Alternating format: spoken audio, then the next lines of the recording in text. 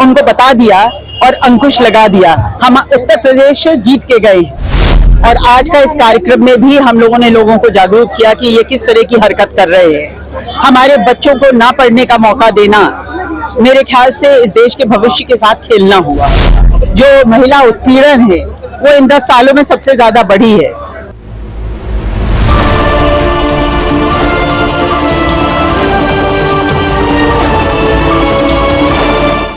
विद्यालय में आज संविधान मान स्तंभ दिवस मनाया जा रहा है। इसको लेकर के यहाँ पर मुख्य अतिथि के रूप में अनु टंडन जी आए हैं। मैम जी, जो कार्यक्रम कराया जा रहा है क्या उद्देश्य है?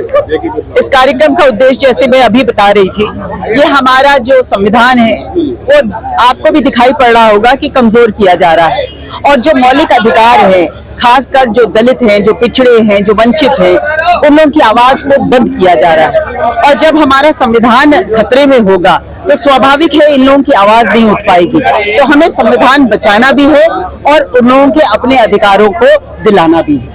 आप संविधान की बात कर रहे हैं। भारतीय जनता पार्टी की तरफ से कटाक्ष भी किया जाता है कि 2024 में भी ऐसे ही सवाल उठा करके कि संविधान खतरे में है, खतरे में जनता को बहलाया गया, लेकिन 2027 में जनता नहीं सुनने वाली। मेरे ख्याल से 2024 में हमारे राष्ट्रीय अध्यक्ष अखिलेश यादव जी ने उनको बता दिया और अंकुश लगा दिया। हम उत्तर प्रदेश से जीत के गए और हमने वहां पर दिल्ली में अंकुश लगा दिया और 2027 में हम पूरी रोक लगाएंगे। मैम 5000 स्कूलों के मर्जर की जो है सरकार के द्वारा आदेश पारित हो गया। आप उन्नाव से आती, मैं भी उन्नाव के पास का ही हूँ, भगवान नगर।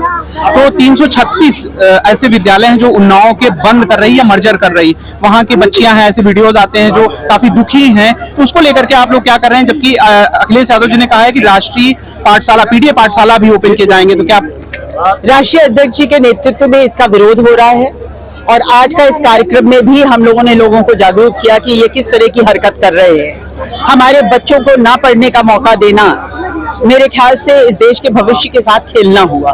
तो इन हालातों में हम लोग लड़ेंगे और चाहे वो पीडीए हो, चाहे 2027 हो, अखिलेश यादव जी ने पूरा निर्णय ले लिया है और उन्होंने पहले से ही एक भरोसा दिला दिया है कि उनके आने पर पीडीए स्कूल भी खोले जाएंगे ताकि सबको बराबर का अधिकार मिले। सरकार की तरफ से कहा जाता है बेटी बचाओ बेटी पढ़ाओ, और वहीं दूसरी तरफ सरकार ये जो बंद कर रही स्कूल, तो बेटियां कैसे पढ़ पाएंगी? मेरे ख्याल से बेटी बचाओ बेटी पढ़ाओ का ये जो चल रहा था नारा, उसमें खाली आज पढ़ाई के मसले में नहीं, जो महिला उत्पीड़न है वो इन 10 सालों में सबसे ज्यादा बढ़ी है। हाँ, आपके मीडिया के थ्रू रिपोर्ट कम होती है लेकिन बढ़ी सबसे ज्यादा है। तो अभी उन्नाव में ही जैसे हाल ही में 2 जनों के केस आए हमारे पास। एक 6 साल की बिटिया के साथ रेप हुआ और एक और रेप हुआ। मेरे ख्याल से आपकी तो कहीं मीडिया ने आवाज तक नहीं उठाई। तो ये कहना तो गलत होगा। कि इनके आने के बाद से बेटी पढ़ाओ बेटी बचाओ का जो नारा था वो सिर्फ एक धोखा था।